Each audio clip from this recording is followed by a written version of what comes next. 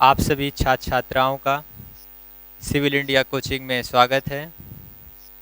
आज आपको UP triple SC के 20 महत्वपूर्ण प्रश्नों में चर्चा करेंगे जो कि आपके एग्जाम में संभावित हैं कि आ सकते हैं। पहला प्रश्न है आपके सामने, 2,29,301 में 9 के स्थानीय मान तथा अंकित मान में अंतर ज्ञात करें।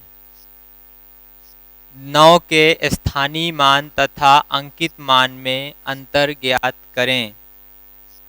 ये क्या होता है? स्थानीय मान और अंकित मान। याद रखिएगा, किसी भी अंक का अंकित मान जो है उसका स्वयं का मान होता है। 0 का अंकित मान 0, 1 का अंकित मान 1, 4 का अंकित मान 4, 6 का अंकित मान 6, मतलब किसी का भी अंकित मान उसका स्वयं का मान होता है। पर जो स्थानीय मान होता है ये स्थान के अनुसार बदलता रहता है। जैसे कि आप सबसे पहले हैं तो आप फर्स्ट में हैं, उसके बाद हैं सेकंड में हैं, उसके बाद हैं थर्ड में हैं, तो आपका स्थान जो है वो परिवर्तन होता रहता है। तो उसी के अनुसार स्थानीय मान बदलता रहता है। अंकित मान, जाति मान ये कभी बदलते नहीं हैं। तो इसको हम कैसे निकालेंगे? ये दिया हुआ है 2,29,301, इसका निकालेंगे तो ये है इकाई, इसमें 1 का गुणा करेंगे तो ये 1 आएगा। इसके बाद में अगला नंबर देखेंगे तो ये है दहाई, तो इसमें हम 10 का गुणा करेंगे। जब 10 का गुणा करेंगे तो ये होगा 0। अगला नंबर होगा वो है सैकड़ा, तो हम उसमें 100 का गुणा करेंगे तो वो हो जाएगा 300। और अगला नंबर है वो है 1000, तो हम उसमें जो है 1000 का गुणा करेंगे तो वो हो जाएगा आपका 9000। अब आपसे कह रहा है 9 के स्थानीय मान तथा अंकित मान में क्या अंतर है? तो जो 9 का स्थानीय मान है वो 9000 है और इसका अंकित मान 9 होगा। घटा दीजिएगा तो ये 1 आएगा, ये 9 आएगा, ये 9 आएगा, ये 8 होगा। उत्तर हो जाएगा 8,991। तो ये आपका जो बी नंबर ऑप्शन है ये सही है। चलिए अगला प्रश्न देखते हैं। अगला प्रश्न है, एक चिड़ियाघर में शेर और शुतुरमुर्ग हैं। सिरों की गणना करें तो वे 80 हैं। मतलब यदि उनके सिरों की गणना किया जाएगा तो वे 80 हैं। उनके पैरों की संख्या 200 है, तो वहाँ कितने शुतुरमुर्ग हैं? अब यहाँ पर आपको देखना है, एक तरफ आप शेर रखिएगा और एक तरफ आप शुतुरमुर्ग रखिएगा। शुतुरमुर्ग,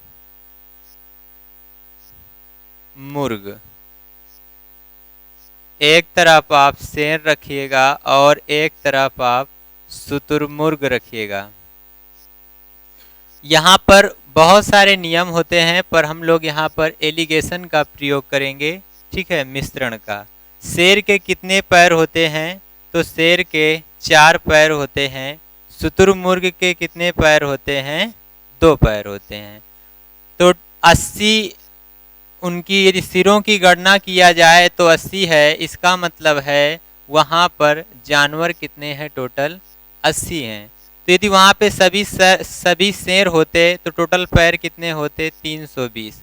80 का गुणा 4 में कर दो, 8 चौको 32, 320। यदि वहाँ पे सभी शुतुरमुर्ग होते तो पैर कितने होते? 8 दूनी 16, 160, ठीक है ना। पर उनके पैरों की संख्या है कितनी? 200, तो उसको हम यहाँ पे बीच में रख देंगे और ऐसे घटा देंगे। इसको घटाएंगे तो ये आएगा 40, इसको घटाएंगे तो ये आएगा 120। इसको छोटा कर लेंगे, रेशियो निकालेंगे तो ये आएगा 1, ये आएगा 3। इसका मतलब ये निकला कि यहाँ पर 1 गुना शेर हैं और 3 गुना शुतुरमुर्ग हैं। मतलब जो 80 जानवर हैं उसमें 1 गुना शेर हैं और 3 गुना शुतुरमुर्ग हैं। कह रहा है शुतुरमुर्ग कितने होंगे, तो इनका बंटवारा कर दो। 3 और 1 कितना होगा, 4। 4 यूनिट का मान है 80।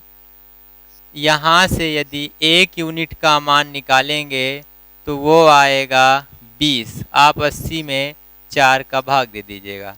और यदि आप यहाँ से 3 यूनिट का मान निकालेंगे तो वो होगा 20 इंटू 3 बराबर 60। इसका मतलब है वहाँ पर 60 शुतुरमुर्ग होंगे और 20 शेर होंगे। तो ये प्रश्न आपका एलिगेशन से लगाया गया है। हम लोग आगे चलते हैं। अगला प्रश्न है ये, इसमें आपसे पूछा जा रहा है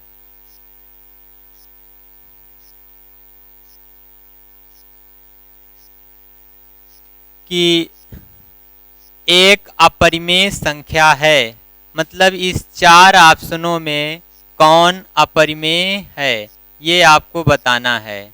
ये 4 ऑप्शन है, इसमें आपको बताना है कौन अपरिमेय है। ठीक है ना। इन 4 ऑप्शनों में आपको बताना है कि अपरिमेय कौन है। तो आपको पता है अपरिमेय संख्या वो होती है जो P/Q के रूप में नहीं लिखी जा सकती है। जो P/Q के रूप में नहीं लिखी जा सकती है वो संख्या अपरिमेय संख्या कहलाती है। तो यहाँ पर देखिएगा, ये तो लिखा है P/Q में, ये भी लिखा है और ये भी लिखा है, सॉरी ये और ये लिखा, ये नहीं लिखा। पर जब √9 को बाहर निकालेंगे तो ये 3 हो जाएगा। और जब कोई संख्या सिंगल लिखी होती है तो उसके नीचे हमेशा 1 होता है, और इसको जब बाहर निकालेंगे तो ये बाहर नहीं निकलेगा। अतः ए नंबर ऑप्शन आपका अपरिमेय है। अगला प्रश्न है इसमें कि सभी अपरिमेय संख्याएं होती हैं। जो सभी अपरिमेय संख्याएं हैं वो कैसी होती हैं। ठीक है ना। सभी अपरिमेय संख्याओं का मतलब ये होता है कि जैसे √2 है, ये भी अपरिमेय होती है। ठीक है ना। -√2 है, ये भी अपरिमेय होती है। तो जो सभी अपरिमेय संख्याएं हैं ये वास्तविक होती हैं। ठीक है ना। देखिएगा पूर्ण और पूर्णांक क्यों नहीं होगा, कारण ये है कि सभी पूर्ण संख्याएं जो होती हैं वो परिमेय होती हैं और सभी पूर्णांक संख्याएं भी परिमेय होती हैं। ठीक है ना। तो इसमें ऑप्शन सही होगा वास्तविक। और ये इस प्रश्नों को आपको अच्छे से जानने के लिए कि इसमें वीडियो हम बनाएंगे बिल्कुल बेसिक वैदिक गणित का, उसमें आप लोग इसे अच्छे से समझ सकते हैं। चलिए अगला देखिएगा। अगला प्रश्न है आपके पास में, एक बल्लेबाज अगले ओवर में भी यहाँ भी रहेगा, अगले ओवर में भी स्ट्राइक पर बने रहकर एक ओवर में अधिकतम कितना स्कोर कर सकता है। इसमें नो बॉल, वाइड या ओवर थ्रो शामिल नहीं है, मतलब उसे बैट से ही रन बनाने हैं। ठीक है ना। तो आपको पता है कि पहली 5 गेंदों में वो 6 रन लेगा तो 30 होंगे। ठीक है ना। अब स्ट्राइक में रहने के लिए या तो उसे 1 रन लेना पड़ेगा तो 31 होगा, या तो उसे 3 रन लेगा तभी वो स्ट्राइक में आएगा तो 33 होगा, और यदि वो 2 रन लेगा, 4 लेगा या 6 लेगा तो वो तो उसके स्ट्राइक फिर रहेगी, मतलब नॉन स्ट्राइकर हो जाएगा, तो स्ट्राइक में नहीं आ पाएगा। 2 ही कंडीशन है, वो स्ट्राइक में तब ही आएगा यदि 1 रन लेगा या 3 लेगा, 2 लेगा, 4 लेगा या 6। यदि इनमें ये रन बनाएगा तो उसकी स्ट्राइक नहीं आएगी, उसकी स्ट्राइक तभी आएगी जब वो 1 और 3 रन बनाएगा। तो दो आंसर हो सकते हैं, एक 31 और एक 33। ऑप्शन में 33 नहीं है, अतः डी नंबर ऑप्शन सही है, 31। अगला प्रश्न है आपके सामने, 1 से 1000 तक कितनी संख्याएं 2, 3, 4 और 5 से विभाज्य हैं? 1 से 1000 तक। तो सबसे पहले आप 2, 3, 4 और 5 इनका एलसीएम लेंगे। इनका आप एलसीएम लेंगे तो एलसीएम आ जाएगा 5 को 20 त्रिका 60, ठीक है। और फिर आप 1000 में 60 से भाग देंगे, ऐसे 60 से, तो ये आएगा 60 एकम 60, कितना बचेगा यहाँ पे 40, ये होगा 400, फिर 6 बार जाएगा, ये आएगा 360, फिर कितना बचेगा 40। इसका मतलब है 16 बार गया है भाग पूरा पूरा, तो इसका आंसर होगा 16। मतलब 1 से लेके 1000 तक 16 संख्याएं ऐसी होंगी जो 2 से भी कटेंगी, 3 से भी, 4 से भी और 5 से भी। तो इसका आंसर आ गया 16।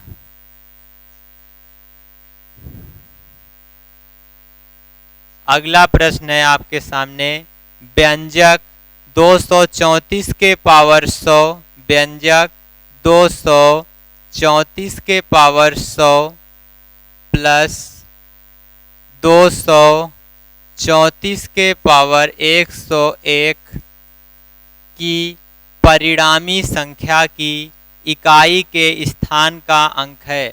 मतलब इकाई का अंक पूछा गया है। आपको हमने 4 और 9 का नियम बताया था। क्या था कि यदि उसके पावर में कोई विषम संख्या है तो उसे 1 मानोगे, यदि उसके पावर में कोई सम संख्या है तो उसे 2 मानोगे। तो ये होगा 4 के पावर 2, ये होगा 4 के पावर 1, 4 के पावर 2 16 होता है, 4 के पावर 1 4 होगा, 16 4 20 होगा। इसका आंसर आ जाएगा 0। चलिए अब हम लोग आगे चलते हैं। अगला प्रश्न है, संख्या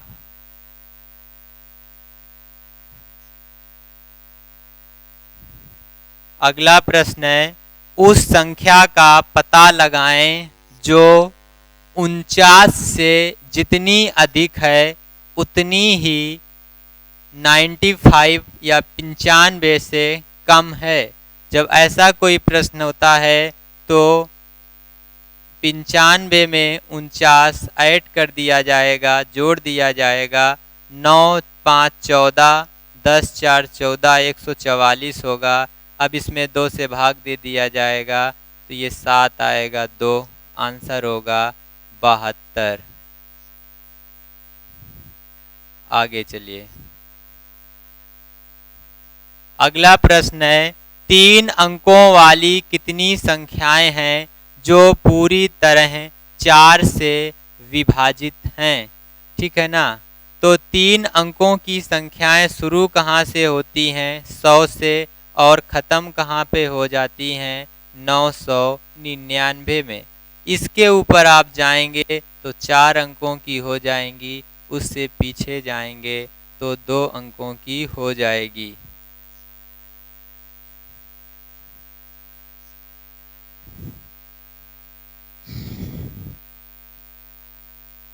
नौ 999। इसमें हम भाग देंगे, किससे भाग देंगे? 4 से। ये आएगा 4 दूनी 8, फिर 1 बचेगा, ये होगा 4 चौको 16, फिर यहाँ पे 3 बचेगा, ये होगा 9 बार जाएगा और बचेगा 3। तो इसका आंसर कुल मिला के 249 बार भाग गया है, पर इसका आंसर 249 नहीं होगा, क्योंकि ये 1 से लेकर 999 तक, ऐसी 1 से लेकर 999 तक 249 संख्याएं होती हैं जो 4 से कटती हैं। पर आपको बताना है 100 से लेकर 999 तक, ठीक है ना। 100 से लेकर 999 तक बताना है।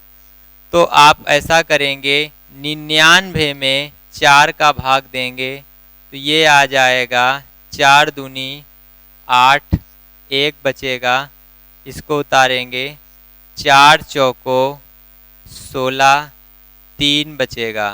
तो अब 249 में आप 24 घटा दीजिएगा, 249 में 24 घटाइए तो ये आएगा 5, 2, 2, आंसर होगा 225। मतलब 3 अंकों वाली कितनी संख्याएं हैं जो 4 से पूरी तरह विभाजित हैं, तो इसका आंसर होगा 225।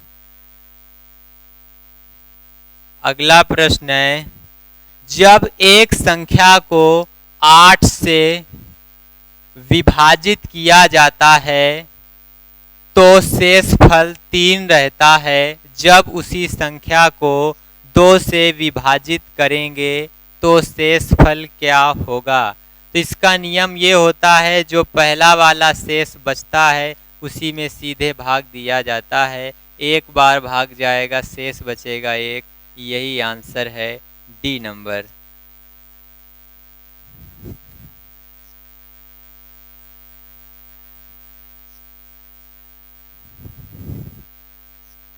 अगला प्रश्न है आपका,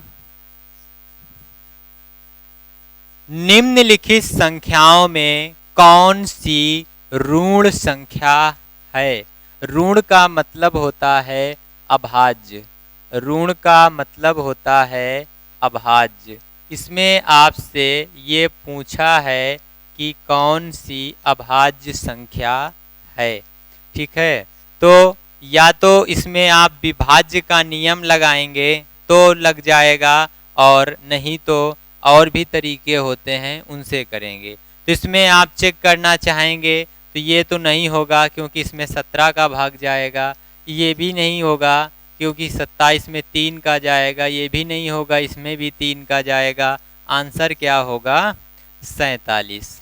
अच्छा, ये तो था ऑप्शन से बताया गया है। अभाज्य संख्याएं निकाली कैसी जाती हैं वो आप देख लीजिएगा। इसका पूरा वीडियो आप लोग एक बना देंगे हम जरूर जो है। तो इसमें एक तरफ 1 रखा जाएगा और एक तरफ 5 रखा जाएगा। आपको पता है एक अभाज्य नहीं होती, इसके बीच में कौन होता है, 2 और 3, ये अभाज्य होती हैं।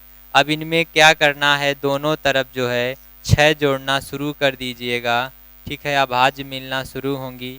ये होगा 7, 7 6 13, 13 6 19, 19 6 25, 25 6 31, इधर लिख दूँ 31 6 37, 37 6 41, 41 6 47।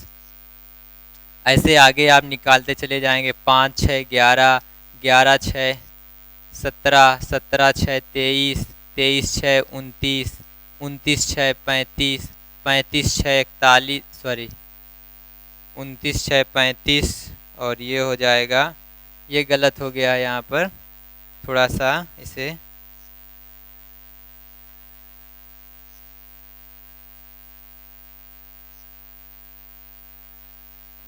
ये थोड़ा गलत हो गया है।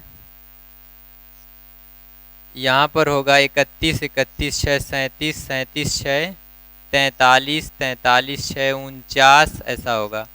ये होगा 35, 35 6 41, 41 6 47। हम 50 तक निकाल रहे हैं। तो ये नियम आपको बताया है, एक तरफ 1 रखना, एक तरफ 5 रखना है, उसमें 6 जोड़ना शुरू कर देना, आपको अभाज्य संख्याएं मिलना शुरू होंगी। बस आप वो संख्याएं हटा देना जो 5 से या फिर 7 से विभाजित होती हैं। इसका नियम बहुत सिंपल होता है। 5 से वही संख्याएं विभाजित होती हैं जिनके लास्ट में या 0 होता है या 5 होता है, और जो 7 से होती हैं वो हटा देना, बाकी सभी अभाज्य मिलेंगी, रटना नहीं पड़ेगा। अभाज्य मिल गई 2, 3, 5, 7, 11, 13, 17, 19, 23, 29, 31, 37, 41, 43, 47। तो 47 अभाज्य है।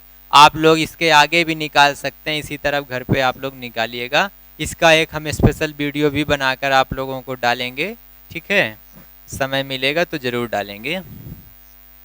चलिए अगला प्रश्न देखिएगा। अगला प्रश्न है आपके सामने,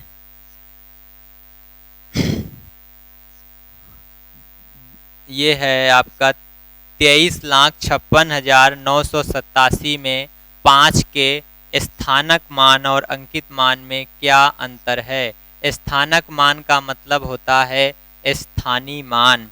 अब आप यहाँ से निकालेंगे, इसमें 5 का स्थानीय मान निकालेंगे तो हम डायरेक्ट निकालेंगे इकाई, दाही, सैकड़ा, हजार, 10,000। तो इसमें हम 10,000 का गुणा करेंगे 5 में, तो ये हो जाएगा आपका 50,000। ये हो जाएगा 50,000।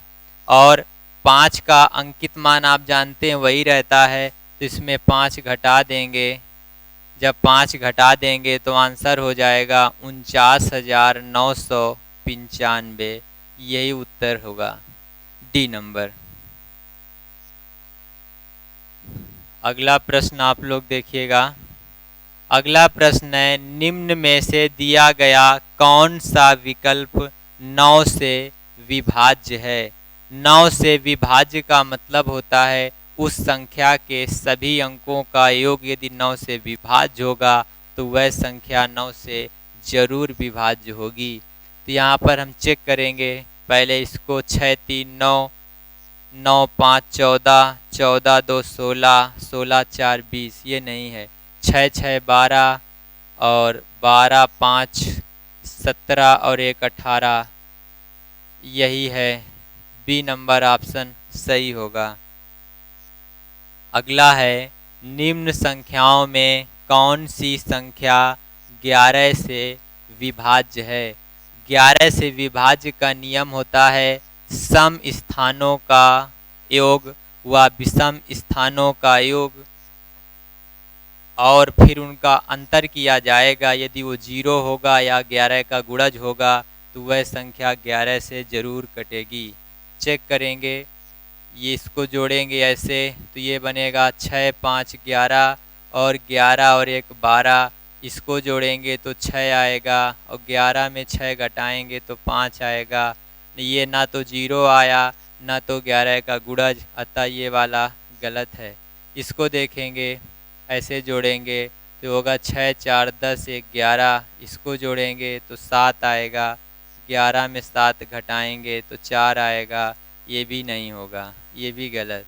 इसको जोड़ेंगे 6 4 10 1 11 और इसको जोड़ेंगे ये होगा 7, 11 में 7 घटाएंगे तो ये भी आ जाएगा 6 4 10 1 11, हाँ ये भी आएगा 4, तो ये भी गलत हो गया। इसको देखेंगे, इसको ऐसे जोड़ेंगे और इसको ऐसे जोड़ेंगे तो ये आएगा 6 और 6 में 6 घटाएंगे तो 0 आएगा, अतः ये वाली संख्या 11 से विभाज्य हो रही है। अगला प्रश्न है, ये शेषफल का है, इसका एक स्पेशल वीडियो भी बनाएंगे शेषफल निकालने का। ये कह रहा है 6 के पावर 76 को 5 से भाग देने पर शेषफल क्या आएगा? 6 के पावर 76 को यदि 5 से भाग दिया जाए तो शेषफल क्या होगा? जब हम 6 में 5 से भाग देंगे तो शेषफल क्या आएगा? 1 आएगा। यदि हम 6 में 5 से भाग देंगे तो शेषफल 1 आएगा। और 1 के पावर 76 है, आपको पता है 1 के पावर कोई भी संख्या रहे उसका मान 1 ही रहता है, और 1/5 में शेषफल क्या होगा? 1 होगा, अतः इसका आंसर होगा बी नंबर। ठीक है, ये फिलहाल इस प्रश्न में हो सकता है पूरा चीज़ समझ में ना आए, जिन लोग पढ़े नहीं हैं इसका एक वीडियो आपको बनाएंगे पूरा शेषफल निकालने का, वहाँ पर आप लोग इसे समझ सकते हैं। अगला प्रश्न है आपके सामने, 60 के गुणनखंडों की संख्या ज्ञात करो। इसका नियम होता है सबसे पहले इसका फैक्टर किया जाएगा।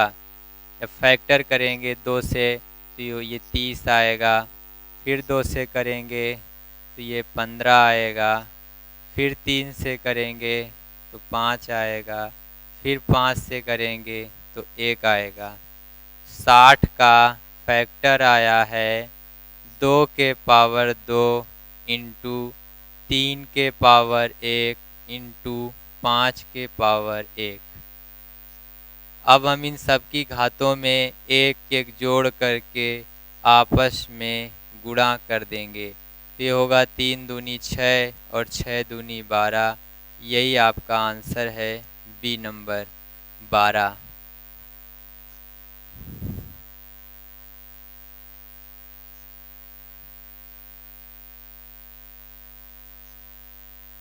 प्रश्न है, लगातार 4 विषम संख्याओं का योग 208 है। लगातार 4 विषम संख्याओं का योग 208 है। सबसे बड़ी संख्या ज्ञात करें। तो 4 संख्याएं हैं ए, बी, सी, डी, लगातार हैं तो इनका औसत कहाँ पे होगा? यहाँ पे। अब आप क्या करेंगे, इस 208 में 4 से भाग देंगे तो ये आ जाएगा 4 पंचे 20, 4 दूनी 8। ये औसत आया तो औसत को यहाँ पे रखेंगे। अब ये चारों 52 है, ये विषम है सब, तो 52 के बाद 53, 53 के बाद 55, 52 के पहले 51, 51 के पहले 49। क्या पूछा गया है? बड़ी संख्या ज्ञात करो, तो सबसे बड़ी होगी 55। ए नंबर ऑप्शन आपका सही है। योग में यदि हम